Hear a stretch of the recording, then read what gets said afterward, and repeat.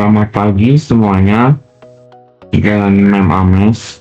Hari ini saya dan kelompok saya, Clara Fenixa, akan membahas tentang topik Sustainable Housekeeping dan bagaimana teknologi itu berperan dan mendukung dalam bidang perhotelan. Kenapa topik ini penting? Karena sekarang industri di perhotelan itu tidak cuman dituntut untuk memberikan pelayanan yang bagus, tapi kita juga harus lebih peduli terhadap lingkungan sekitarnya. Jadi bukan cuman soal kamar bersih atau bagaimana operasional hotel bisa lebih hemat energi, hemat air, dan mengurangi limbah. Sebelum kita masuk ke topik utamanya, kita jelaskan dulu ya, apa itu sebenarnya definisi dari Sustainable Housekeeping.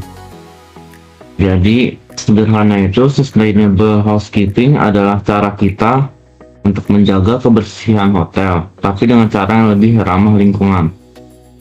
Seperti contohnya, kita nggak boros air di saat kita membersihkan bagian toilet atau bagian kamar lainnya.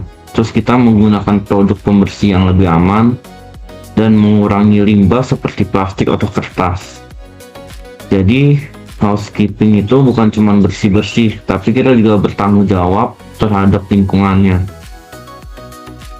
Nah, selanjutnya kita akan masuk ke peran teknologi dalam Sustainable Housekeeping. Teknologi itu memiliki peran yang sangat penting dalam mendukung di saat praktik housekeeping, karena pekerjaan bisa menjadi lebih efisien dan ramah lingkungan. Kemudian dari poin-poin yang ada di sini seperti manajemen energi,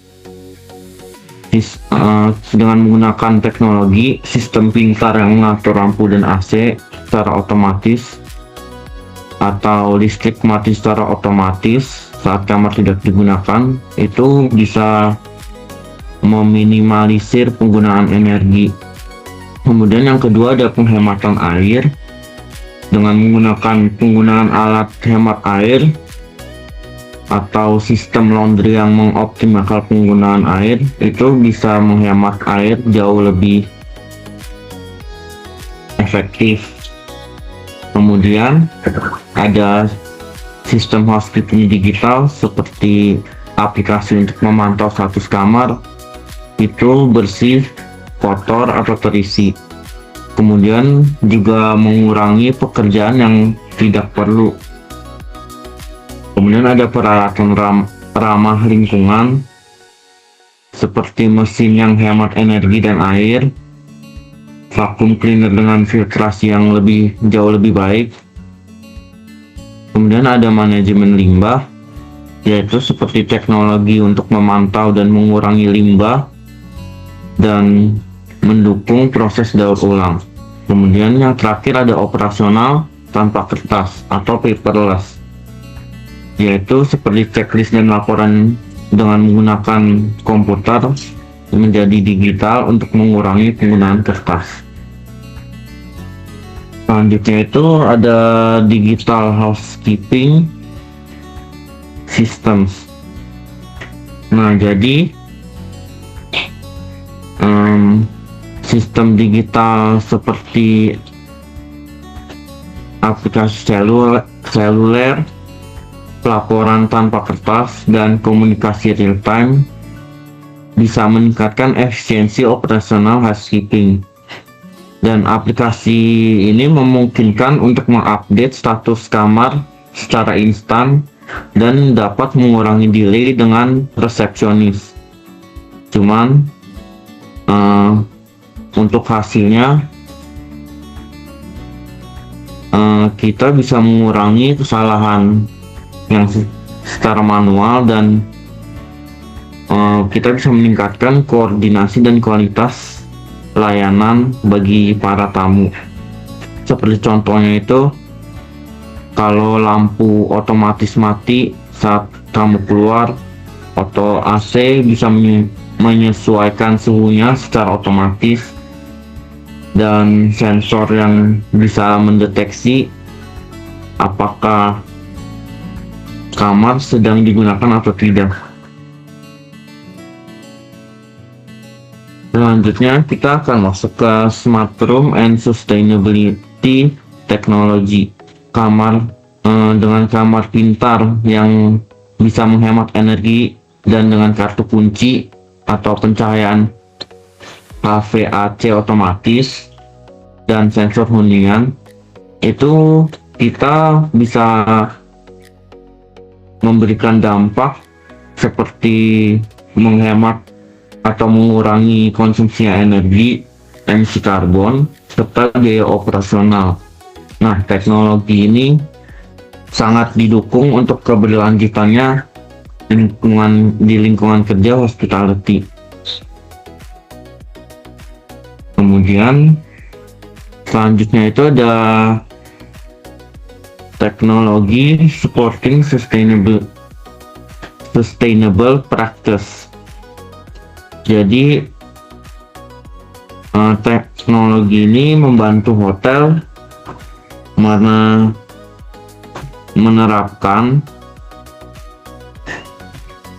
praktik berkelanjutannya yang secara efektif dengan menggunakan sistem digital atau teknologi seperti menguranginya kertas dengan menggunakan via sistem digital, dan mengoptimalkan jadwal pembersihan sesuai permintaan dari atasan atau para tamu, dan program reuse linen berbasis data.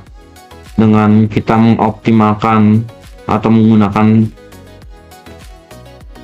teknologi, kita bisa mendapatkan hasil seperti pengurangan limbah, menghemat air, energi, dan bahan kimia, serta biaya yang kita keluarkan bisa lebih rendah. Dan praktik ini itu bisa kita track atau kita ukur dan bisa kita terapkan secara konsisten. Selanjutnya akan dilanjutkan oleh rekan saya, Clara Fenixa. Baik, jadi untuk selanjutnya saya akan bantu jelaskan mengenai Human Technology Balance. Jadi Human Technology Balance atau keseimbangan manusia sama teknologi ya. Jadi itu teknologi itu sama kinerja manusia itu harus saling mendukung kayak gitu, bukan menggantikan. Jadi teknologi itu tidak bisa 100% menggantikan pekerjaan manusia, apalagi di industri perhotelan. Karena luang pekerjaan di industri perhotelan itu udah cukup besar. Jadi jika diganti 100% dengan teknologi dan juga robot, manusia tidak akan kehilangan pekerjaan mereka. Jadi mereka udah tidak punya job lagi, dimana perhotelan itu udah cukup besar ya untuk mencari peluang pekerjaan di sana kayak gitu.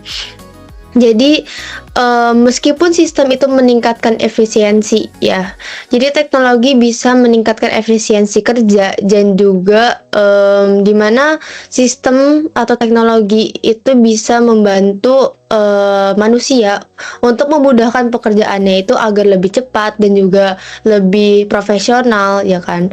Dan akan tetapi walaupun teknologi bisa membantu manusia, tapi tidak bisa 100% bisa menggantikan manusia di industri perhotelan pada khususnya. Jadi hotel juga harus mempertahankan nilai-nilai perhotelan seperti keramahan dan juga perhatian pribadi yang tidak bisa dimiliki oleh teknologi. Dan resikonya itu ketergantungan yang berlebihan pada teknologi dapat mengurangi pengalaman pribadi tamu juga kayak gitu loh. Jadi kita juga tidak bisa bergantung sepenuhnya kepada teknologi, akan tapi kita juga harus menjunjung tinggi juga nilai-nilai yang ada pada manusia yang tidak ada pada teknologi kayak gitu. Boleh next. Nah, jadi kita bisa lihat ya, ada 3 chart yang kami cantumkan di dalam PPT ini. Yang pertama adalah energy consumption. Jadi di sini ada beberapa persenan-persenan yang kita bisa tarik kesimpulan kalau smart system itu bisa mengurangi energi sekitar 25-35%, bahkan mencapai 55% kalau misalkan kita hitung dalam jangka panjang kayak gitu. Dan di chart yang kedua di bagian kanan itu kita bisa melihat ya, kalau misalkan digitalisasi itu meningkatkan produktivitas karena real time tentang coordination dan juga otomatis. Jadi automation ya, koordinasi dan juga otomatis. Nah, selanjutnya di chart yang ketiga kita bisa melihat before dan afternya kayak gitu. Yang pertama di energi. Di energi yang sebelumnya itu kita menggunakan energi sekitar 100%. Tapi jika kita melihat jika kita menggunakan teknologi ya, energi akan berkurang sekitar 60-75%.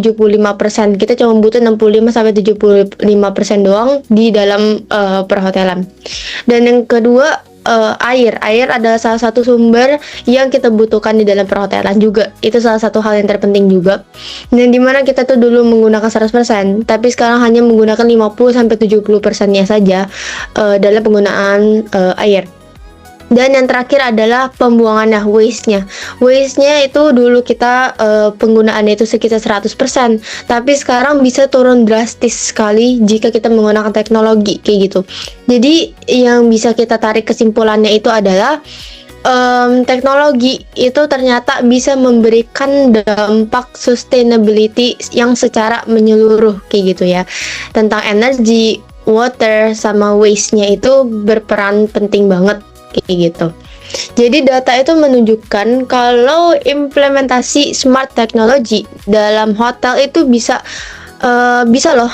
mampu menurunkan konsumsi energi secara signifikan hingga 20 sampai 55%. Itu secara jangka panjang juga berpengaruh, sekaligus meningkatkan efisiensi operasional juga.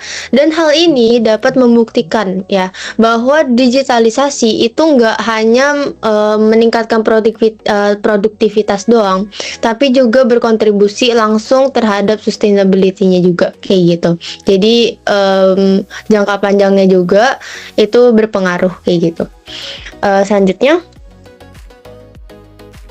Selanjutnya kita akan menjelaskan mengenai analisis tentang critical thinking. Jadi di sini saya akan menjelaskan bahwa teknologi dalam housekeeping itu nggak hanya meningkatkan efisiensi, tetapi juga memberikan dampak yang nyata ya terhadap sustainability yang bisa berdampak jangka panjang kayak gitu ya. Dimana sistem berbasis LOT ya, itu memungkinkan hotel itu bisa mengontrol penggunaan energi mereka secara otomatis berdasarkan okupansi kamar. Nah, hal ini tuh juga bisa mengurangi pemborosan energi yang sebenarnya sebelumnya itu terjadi akibat sistem yang secara manual kayak gitu. Yang sebelumnya itu manual, sekarang udah digantikan oleh teknologi kayak gitu.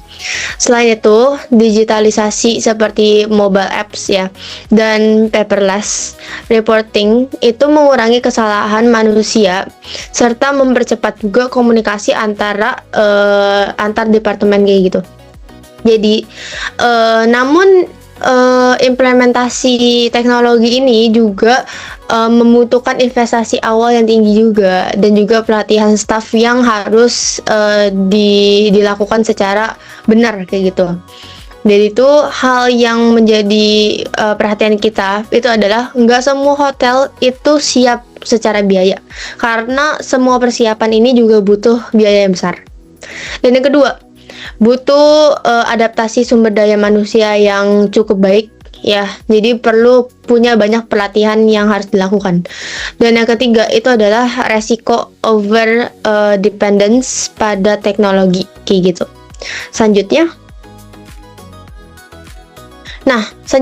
saya akan menjelaskan mengenai application and real case ya, kasus yang nyata Ya, jadi contohnya kayak misalkan hotel dengan sensor HVAC ya. HVAC ini energi yang turun hingga sekitar 30% kayak gitu ya.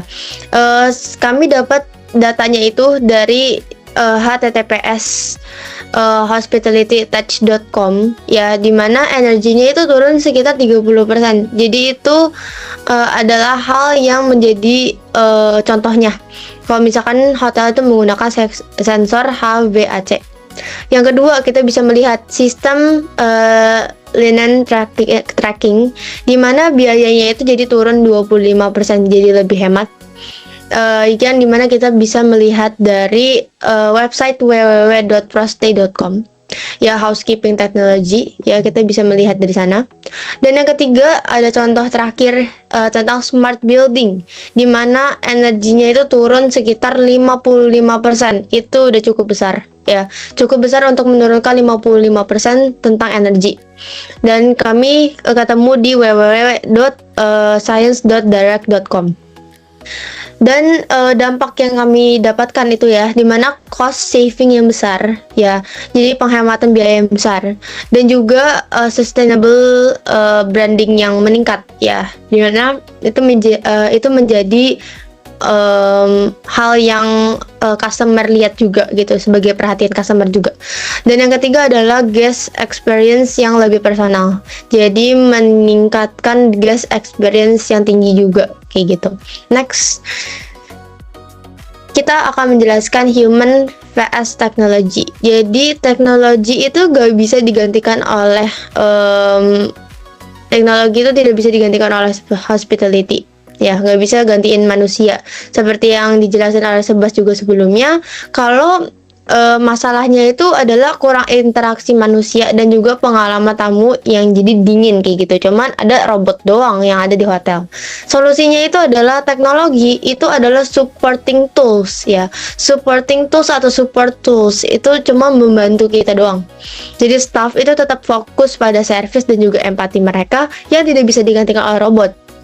Tapi teknologi hanya bisa membantu kita agar semuanya lebih efisiensi dan lebih dipermudah. Contohnya kayak robot bantu kerja, staff itu tetap fokus pada tamu. Kayak misalkan app bantu komunikasi, tapi staff tetap bisa melayani langsung kayak gitu. Karena komplain dari customer itu tidak bisa dihandling oleh robot ya, tapi harus di-handling oleh manajer atau manusia itu sendiri yang harus datang ke customer itu kayak gitu. Dan terakhir kita akan jelasin kesimpulannya ya.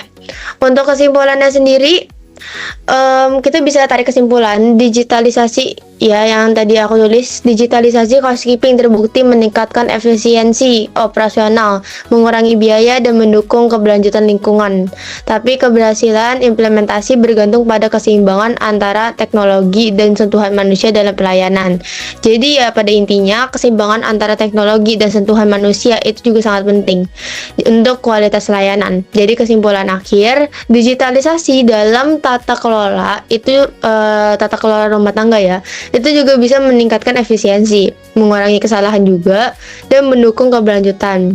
Tapi keberhasilan bergantung pada keseimbangan antara efisiensi teknologi dan juga layanan yang berpusat pada manusia juga kayak gitu. Mungkin segitu saja untuk presentasi kita, dan Tuhan memberkati.